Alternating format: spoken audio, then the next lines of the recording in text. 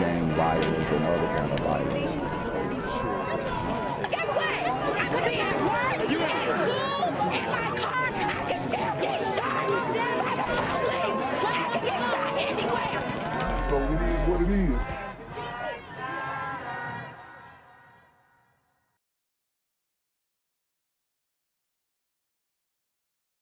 A Detroit man facing charges tonight in the death of an 11-year-old girl. 21-year-old William Dickerson is accused of firing a gun with a 17-year-old from another backyard. It happened on June 4th. Prosecutors say a stray bullet entered the home on Goldburn, hitting Saniyah Pugh in the back. She died from her injuries. Dickerson faces several charges, including second-degree murder. He's expected to be arraigned sometime tomorrow.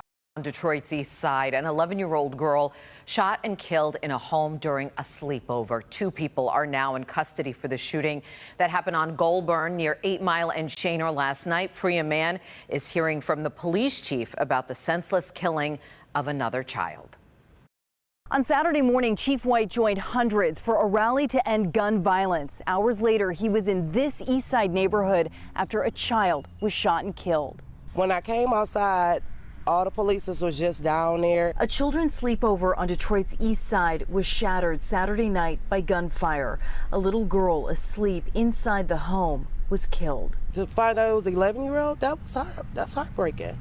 Could have been one of my children. That is so heartbreaking. Neighbors say they won't forget the family's anguish as they realize the 11-year-old did not survive. And a lot of screaming and crying going on. Just no, why, no, why? It was just heartbreaking. 6 children and 2 adults were in the home on Goldburn and Collingham when the 11-year-old was shot.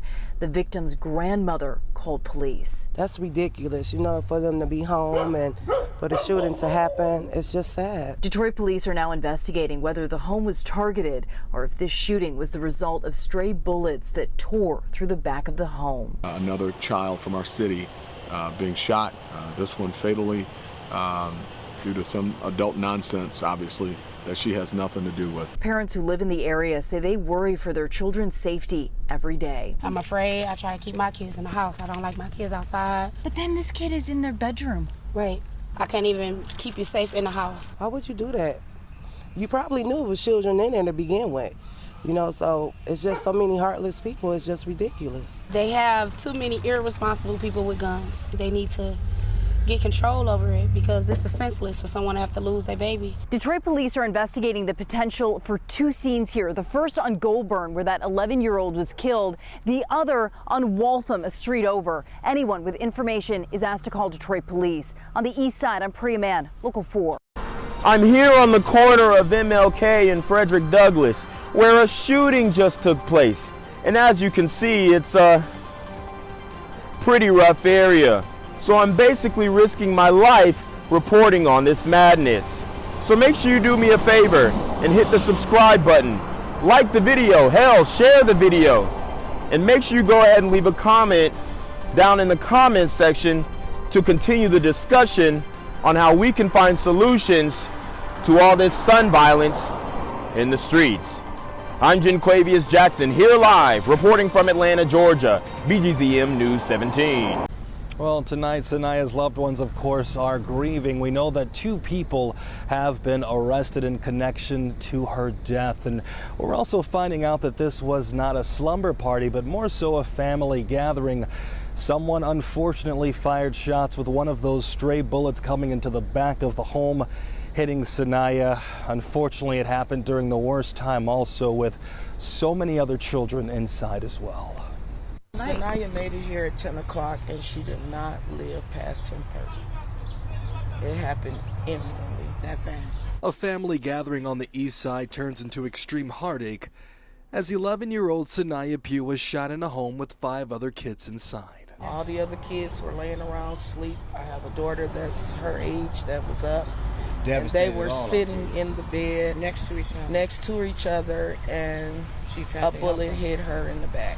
Her grandmother, LaWanda Melton, trying everything she could to save the 11-year-old with no luck. I put a cloth on her back, held the hole.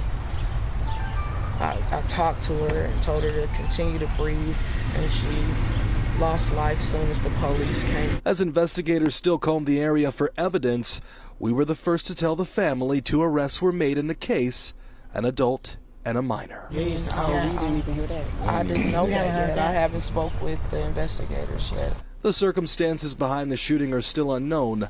Charges are expected to be filed later in the week.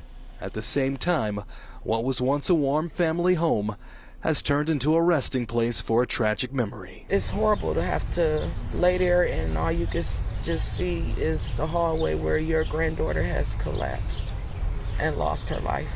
And life will never be the same for everyone inside, especially the other children who had to witness Saniyah die. My own children and grandchildren are scared to come here, and I don't blame them.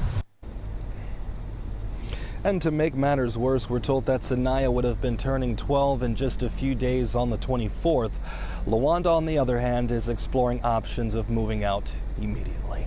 Victor Williams, Local 4. Our thoughts certainly with that family tonight. Victor, thank you. Gang violence and other kind of violence. Guess what? I could be at work, at school, in my car, and I can still get shot by the police. I can get shot anywhere. So it is what it is.